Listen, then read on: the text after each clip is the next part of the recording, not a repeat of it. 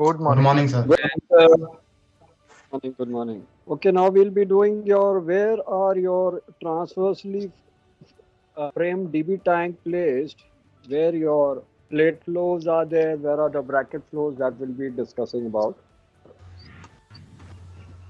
So solid plate floor is fitted at every frame space in engine room, and engine room is forward of your aft peak bulkhead. So what is the distance between the frame? क्या distance होगा यहाँ लिखा है 1 metre correct not less than 1 metre will be the distance ये frame spacing आपको दिखाया था एक बार फिर से दिखा रहा हूँ आठ पीक बल्कहेड के पीछे जो है that is 61 centimetre engine room आठ पीक बल्कहेड के आगे है क्यों आगे है क्योंकि अगर पीछे से कोलिजन होगा तो इंजन रूम फंस जाएगा नहीं तो पानी इंजन रूम में चला जाएगा इंजन फ्लड होगा इंजन बंद हो जाएगा इसलिए आठ पीक बल्कहेड के आगे इंजन रूम है आठ पीक के पीछे डिस्टेंस 61 सेंटीमीटर है आठ पीक के आगे अप टू 0.2 से 0.3 L not more than 1 meter और between this point that is the pounding region 0.2 या 0.3 L से forward collision bulkhead के बीच the distance between frame will be not less than 70 centimeter or 0.7 meter and between the forward collision bulkhead and forward perpendicular distance will be not more than 61 centimeter. So this is the panting region blue, dark yellow is pounding region and this is the general region. Solid plate floor fitted at every frame space in pounding region. तो pounding region आपको अभी दिखाया है वहाँ भी every frame space में solid plate floor है यहाँ आपका intercostal side girder continuous जा रहा है center line girder ये दो brackets हैं इन brackets में आपका लाइटनिंग होल्स है यहाँ मार्जिन प्लेट है और स्कैल्पिंग है और यहाँ फ्लैंजिंग है ये सब आपको कल बताया था आपको रिवाइज करा दिया ये थर्ड पॉइंट जो है in way of boiler seat अब इन वे ऑफ बॉयलर सीट का मतलब समझा देते बॉयलर सीट के नीचे सपोज के दिखा रहा हूँ एवरी फ्रेम स्पेस में सॉलिड प्लेट फ्लोर यहाँ आपका इंटरकॉस्टल गर्डर जाए नौ इसमें लिखा है number 4 in way of transverse bulkhead मतलब ऊपर में अगर ट्रांसवर्स बल्कहेड है उसके नीचे सॉलिड प्लेट फ्लोर आएगा ब्रैकेट फ्लोर नहीं आएगा सपोज ये डीबी टैंक है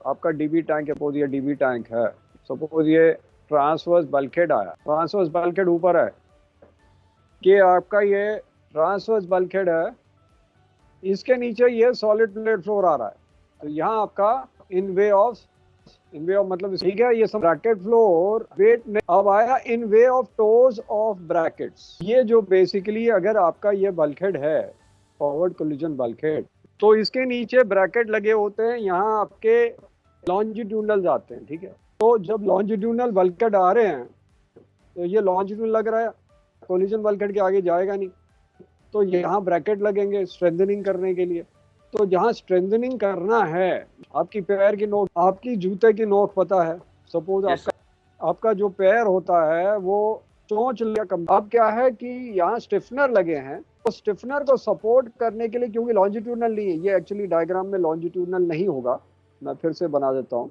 एक डायग्राम क्योंकि इसमें आपका ट्रांसवर्सली फ्रेम्ड है तो लॉन्जिट्यूडनल तो ये आपका collision bulkhead is not corrugated these are bulkheads मैंने वो लॉन्जिट्यूडनल बना दिया but that is an error there computer में तो सपोर्ट के लिए यहाँ आपके ब्रैकेट्स लगेंगे बिकॉज इसको सपोर्ट चाहिए तो यहाँ इसके ब्रैकेट लगेंगे ये आपके ब्रैकेट आ गए और ब्रैकेट की नोक जो है उसको हम टो कहेंगे तो ब्रैकेट की नोक को टो कहेंगे और वहाँ जो नोक पे जो फ्लोर आएगा वो ब्रैकेट फ्लोर नहीं आएगा वो सॉलिड प्लेट फ्लोर आएगा सो जस्ट मेक दिस क्योंकि इसमें शिप कंस्ट्रक्शन में विजुअलाइजेशन मेन चीज है अनलेस यू जस्ट रट्टा मारने से नहीं होता यहाँ विजुअलाइजेशन बहुत इंपॉर्टेंट तो यहाँ आपका ऐसे करके ब्रैकेट फ्लोर आया मैन ऑफ ब्रैकेट सो सबको तो ये आप इसकी स्क्रीनशॉट ले सकते हैं आपको समझने में आसान हो जाए सो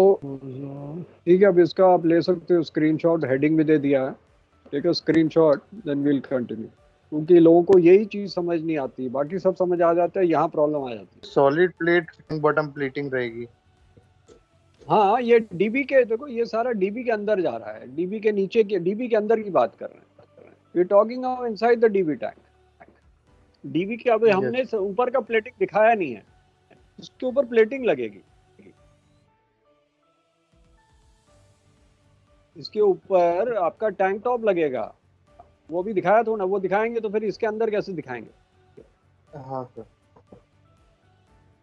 डीबी की बात कर रहे हैं ना, you yes talking of sir, yes dB, dB के अंदर है, सर। हाँ सर, वही। डीबी के बाहर की बात नहीं कर रहे हैं। डीबी इसके ऊपर प्लेट आ जाएगी तो डीबी हो गया, हम प्लेटिंग की बात कर रहे हैं डीबी के अंदर, इसके ऊपर ये जो होगी ये प्लेटिंग आ जाएगी डीबी टैंक के अंदर, ठीक है, ये डीबी टैंक के अंदर ये सारा कुछ होगा।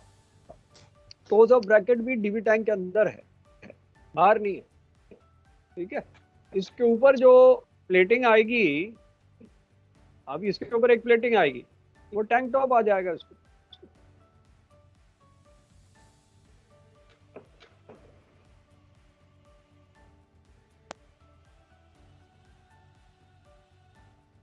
अब आता है इन वे ऑफ चेंज और इन depth of double bottom and if the ships using grabs for discharge and holds, तो ये भी दिखाते हैं आपको। तो यहाँ जो है ये वाला तो छोड़ दो, ये वाले में मैंने लॉन्चिल बना दिया तो इसलिए उसको हटा दिया। यहाँ जो है आपका डेप्थ इतना है, फिर सडनली आपका डेप्थ चेंज हो गया, तो change in depth for solid plate floor at every frame space, तो यहाँ आपका चेंज इन डेप्थ आ गया, तो यहाँ आपका सॉलिड प्लेट फ्लोर होगा एवरी फ्रेम स्पेस पे जहाँ वो चेंज हुआ, जहाँ वो डेप्थ चेंज हुआ। अगर सेम डेप्थ है तो फिर फर्क नहीं पड़ता, लेकिन जहाँ डेप्थ चेंज हुआ वहाँ वीकनेस आएगी, वहाँ आपका फटीग हो सकता है, वहाँ क्रैक आ जाएगा, इसीलिए उसको सॉलिड प्लेट फ्लोर लगाएंगे।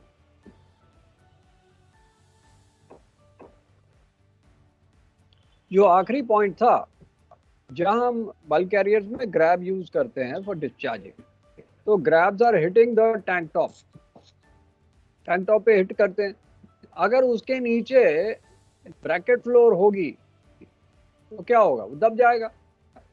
तो इसलिए वहां जहां भी ग्रैब्स यूज करते हैं जिन होल्ड्स में, उनके होल्ड में एवरी फ्रेम स्पेस पे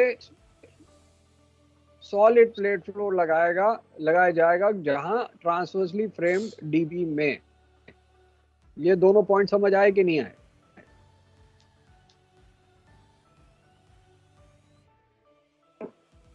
ये दोनों पॉइंट समझ आए कि नहीं?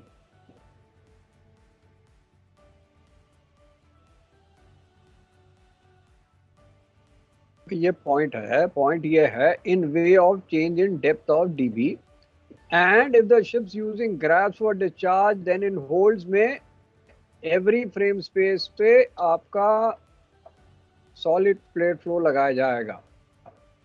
तो जहां आपकी डेप्थ चेंज हो रही है, ये नॉर्मल डेप्थ है और यहाँ चेंज हो गया लाल वाले एरिया में, तो यहाँ सॉलिड प्लेट फ्लोर लगेगी एवरी फ्रेम स्पेस पे।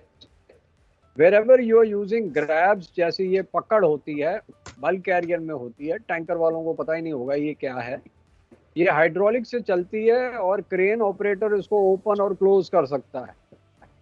तो ग्रैब से हम इसको पकड़ के आयरन और कोयला ये सब ग्रैब से डिस्चार्ज करते हैं। तो ग्रैब से जब डिस्चार्ज करते हैं बहुत जोर से वो टैंक टॉप पे हिट करता है कई बार, क्योंकि वो तो भाई उसको डिस्चार्ज किया फिर लेके आया, वो हिट करेगा, तो आपकी डेंटिंग हो जाएगी टैंक टॉप पे, क्योंकि नीचे अगर आपने ब्रैकेट फ्लोर लगाया तो पूरा ही अंदर इंडेंटेशन हो जाएगा, दब जाएगा। So to avoid that every frame space पे सॉलिड प्लेट फ्लोर लगाया जाएगा so that it will not get bent down. अब क्लियर हो गया? ये अभी भी डाउट है? क्लियर है ना? हाँ तो हाँ कर दिया करो, नहीं तो मैं 3-4 बार उसी को समझ पढ़ाता रहूंगा। अदर प्लेसेस मतलब इन 7 पॉइंट्स को छोड़ के, इन 7 पॉइंट्स को छोड़ के solid plate floor may be fitted 3 meters apart with bracket flows at every frame space, और ये ब्रैकेट फ्लैंजिंग होगी। अब ये डायग्राम से समझाते हैं।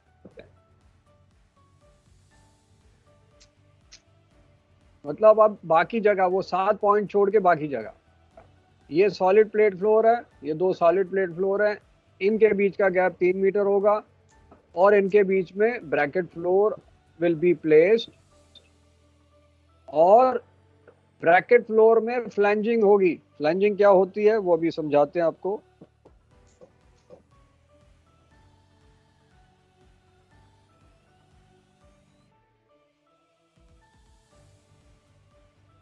इसमें है कि नहीं फ्लैंजिंग वाला,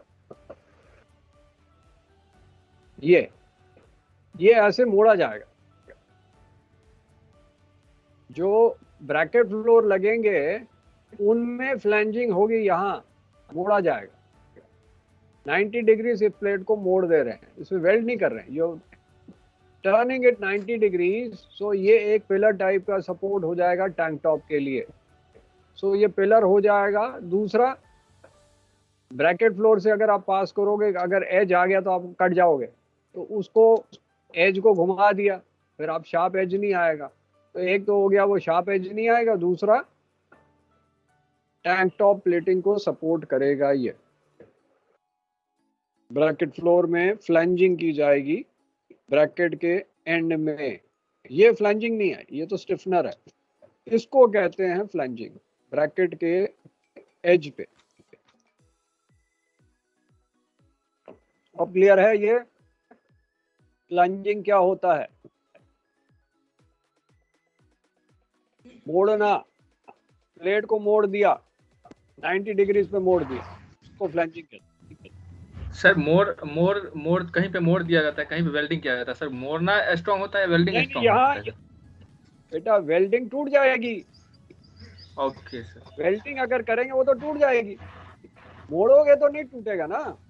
यस सर, यस आपने हीट करके उसको मोड़ दिया तो दूसरा आपके टैंक टॉप का वेट लेगा। बट अगर सपोज वेल्ड किया होता तो हो सकता है कि कुछ टाइम के बाद वेल्ड निकल गया तो ये टूट जाएगा, निकल जाएगा। लेकिन मोड़ोगे तो टूटेगा नहीं ना, बार बार थोड़ा ना मोड़, एक बार मोड़ के छोड़ दिया। Yes sir. बार बार मोड़ोगे तब टूटेगा ना, एक बार मोड़ के रख दोगे तो टूटेगा नहीं।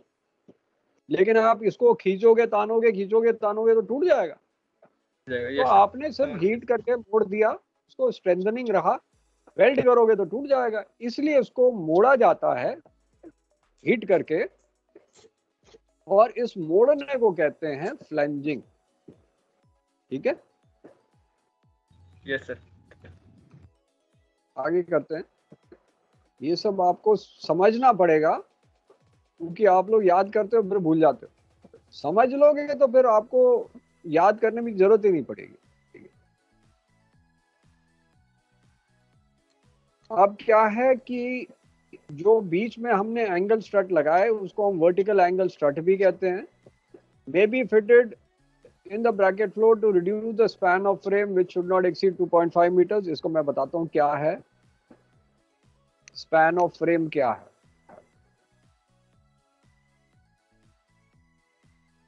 इनके बीच में हमने एंगल स्ट्रट लगाई है, जो इस डायग्राम में दिया है, यहाँ हमने एंगल स्ट्रट लगाया है। ये ऊपर एक फ्रेम है, ये खाली है, ठीक है, ये एम्प्टी स्पेस है, ये पूरा एरिया एम्प्टी है जैसे आपको पहले दिखाया था। ये एम्प्टी स्पेस है, तो उसको सपोर्ट करने के लिए हमने एंगल स्ट्रट लगाए यहाँ सपोर्ट करने के लिए। सो जो एंगल स्ट्रट लगाए वो इसीलिए क्योंकि इन दोनों के बीच का गैप 2.5 मीटर से ज्यादा नहीं होना चाहिए, क्योंकि दब जाएगा। उनको सपोर्ट करने के लिए हमने एंगल स्ट्रट लगाए। स्पैन ऑफ फ्रेम मतलब इन दोनों के बीच का गैप 2.5 मीटर से ज्यादा नहीं होना चाहिए।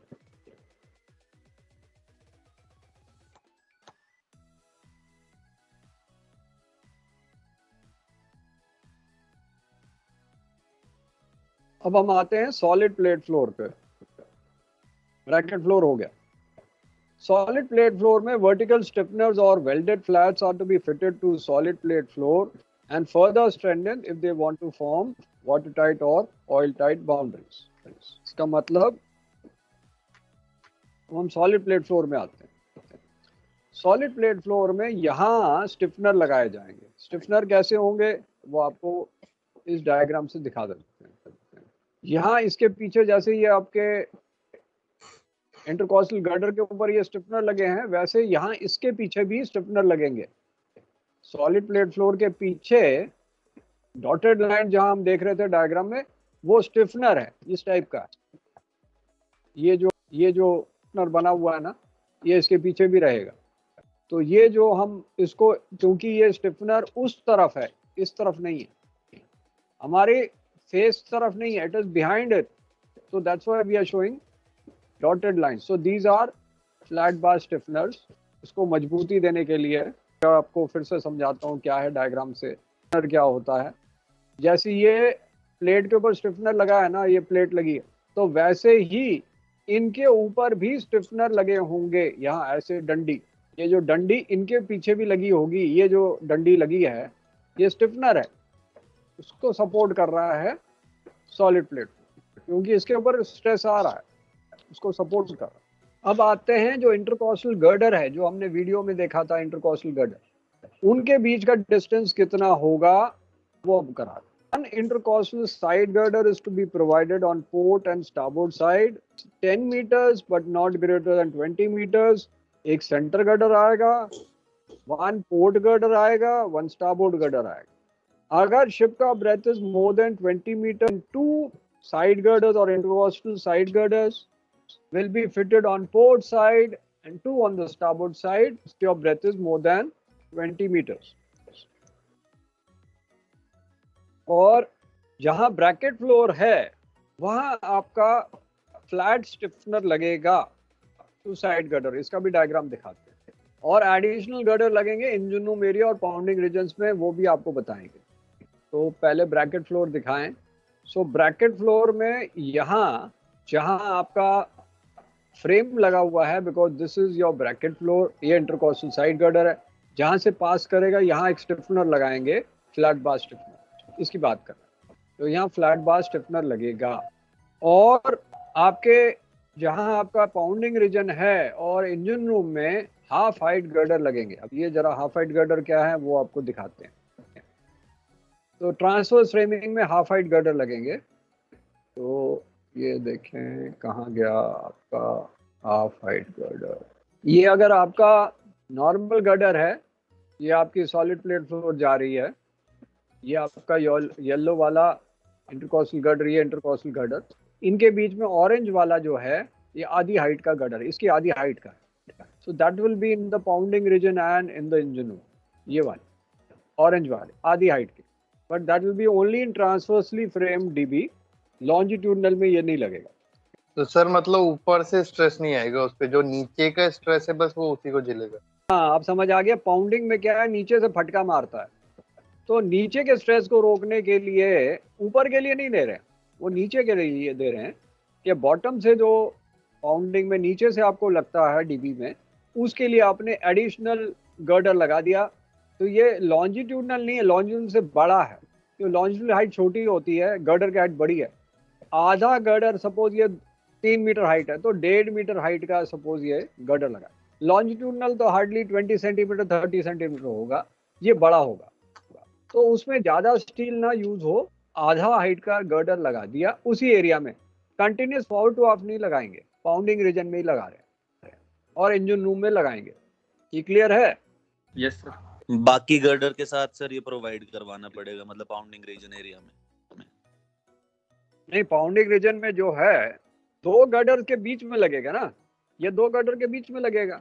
नॉर्मल जो गर्डर हैं, सपोज आपने 2 पोर्ट साइड में लगाए, 2 स्टारबोर्ड साइड में लगाए, तो आपने अगर 2 गर्डर के बीच में डिस्टेंस 2.2 मीटर है तो 1.1 मीटर डिस्टेंस पे लगा देंगे, ऐसे लगा दें। इससे 1.1 मीटर डिस्टेंस पे लगाएंगे। वो जब हम पाउंडिंग करेंगे ना तो डिटेल में कराएंगे, जब पाउंडिंग रीजन्स करेंगे तो उसमें डिटेल बताएंगे हाफ हाइट गर्डर कैसे लगता है। वो आपको एग्जाम में भी लिखना, कई बार पाउंडिंग रीजन का आता है तो वो लिखना पड़ता है।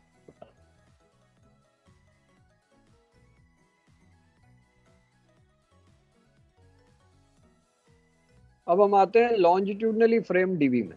ना लॉन्जिट्यूडनली फ्रेम डीवी में अगर आप देखो, ये वाले स्टिफनर लगे हुए हैं, ये स्टिफनर दिख रहे हैं, ये स्टिफनर दिखाई दे रहे हैं ना, तो ये आपके सॉलिड प्लेट लगा है, ये स्टिफनर लगे हुए हैं। और यहाँ देखो फ्लैंजिंग की हुई है, ब्रैकेट फ्लोर में फ्लैंजिंग की, ऊपर में फ्रेम बनाते हैं इसमें नहीं दिया है, बट ये कम से कम फ्लैंजिंग दिखाई है। तो लॉन्जिट्यूनली फ्रेम डीवी में लॉन्जिट्यूनल ऊपर भी रहेंगे, नीचे भी रहेंगे, बीच में आपका सॉलिड प्लेट फ्लोर रहेगा। और ये जो लॉन्जिट्यूनल जाते हैं, ये नॉच कट जो है ना, इसके थ्रू जाते हैं, इन कट्स के थ्रू जाएगा, इसको वी नॉच कहते हैं, इसके थ्रू जाएगा। तो आपका जो सब कुछ हो रहा है इसके ऊपर टैंक टॉप आएगा, इसलिए थोड़ा सा टैंक टॉप भी दिखाया हुआ है, so that you can understand the drawing. तो ये आपका टैंक बॉटम हो गया, बॉटम प्लेटिंग, टैंक टॉप हो गया, सॉलिड प्लेट फ्लोर हो गया, ये लॉन्जिट्यूनल बॉटम लॉन्जिट्यूनल होगा, इनर बॉटम लॉन्जिट्यूनल हो गया, ये आपके इंटरकॉस्टल साइड गर्डर हो गए, ये सॉलिड प्लेट फ्लोर हो गया, ये आपके मैनहोल्स हो गए, ये स्टिफनर हो गए, यहाँ फ्लैंजिंग हो गई है ब्रैकेट फ्लोर में। तो सर यहाँ कोस्टल ब्रैकेट साइड गर्डर और कंटिन्यूस सेंटर गर्डर, इसमें बस प्लेसमेंट का डिफरेंस होता है ना, बाकी और तो कोई डिफरेंस नहीं होता ना। देखो सेंटर गर्डर में कोई छेद नहीं होगा, सेंटर गर्डर में कोई मैन होल नहीं रहेगा, ठीक है। Centre girder okay sir. Water tight होगा, ठीक है, लेकिन इंटरकॉस्टल गर्डर वाटर टाइट नहीं होगा, क्योंकि उसमें मैन होल होगा। पानी कैसे ड्रेन करेंगे इधर से उधर, ठीक है, तो उसमें आपका मैन होल होगा, उसमें ड्रेन होल्स भी होंगे, क्योंकि पानी को ड्रेन करना है। लेकिन सेंटर गर्डर वाटर टाइट होगा, तो ये फर्क है। जो हमने वीडियो में देखा Okay, था, sir. सेंटर गर्डर जो ब्लू वाला, वो वाटर टाइट होगा, बिकॉज आपका 1 पोर्ट 2 पोर्ट, तो बीच में क्या आएगा, सेंटर गर्डर, है ना। पोर्ट 2 पोर्ट के जैसे सर, आपका solid सॉलिड, floor- हाँ क्या पूछ रहे थे sir Solid solid floor floor क्या? जहाँ पे भी लगेगा वहाँ पे हॉल होगा ना सर, सॉलिड फ्लोर में? हाँ होगा, तो होगा सॉलिड। अगर वो सपोज, चलो आपको पहले पूरा क्लियर करता हूँ कि कहाँ आपका सॉलिड प्लेट फ्लोर लगेगा और कहाँ लगेगा आपका वाटर टाइट लगेगा। एक बार आपको फिर से समझाता हूँ। सपोज ये आपका जहाज है, आपने, ये आपका सेंटर गर्डर जा रहा है, ठीक है, सेंटर गर्डर। अब आपने टैंक्स बनाने हैं, ये टैंक्स बना रहे हैं, आपका 1 पोर्ट 1 स्टारबोर्ड हो गया, 2 पोर्ट 2 स्टारबोर्ड हो गया, 3 पोर्ट 3 स्टारबोर्ड हो गया, ठीक है। तो ये वाले जो है, ये सेंटर गर्डर आ गया, सेंटर गर्डर में कोई होल नहीं होगा। सिमिलरली ये वाटर टाइट फ्लोर है, इसमें कोई होल नहीं होगा, क्योंकि टैंक को डिवाइड करता है। यहाँ आपके, मैं सपोज आपको दिखाऊं ग्रीन में, तो आपका ये सपोज आपका ब्लू में दिखाते हैं, कोई और कलर दिखाते हैं, ऑरेंज में दिखाते हैं। तो ये सपोज आपका सॉलिड प्लेट फ्लोर है, यहाँ सॉलिड प्लेट फ्लोर है, तो सॉलिड प्लेट फ्लोर में होल होंगे, ठीक है, सॉलिड प्लेट फ्लोर में होल्स होंगे।